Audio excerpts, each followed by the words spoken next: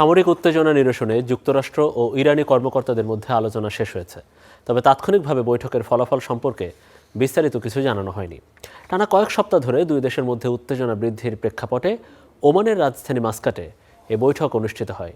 আলোচনার লক্ষ্য ছিল পারমাণবিক ইস্যুতে ন্যায্য, পারস্পরিকভাবে সন্তোষজনক ও মর্যাদাপূর্ণ চুক্তি অর্জন করা। আলোচনা ইরানের পক্ষে নেতৃত্ব দেন পররাষ্ট্রমন্ত্রী আব্বাস আরাকচি, আর যুক্তরাষ্ট্রের পক্ষে ছিলেন প্রেসিডেন্ট ট্রাম্পের মধ্যপ্রাচ্য বিষয়ক বিশেষ দূত স্টিভ উইটকফ ও জ্যেষ্ঠ উপদেষ্টা জারেড কুশনার। উভয় পক্ষই ভবিষ্যতে আলোচনার পথ খোলা রাখার ইঙ্গিত দিয়েছেন।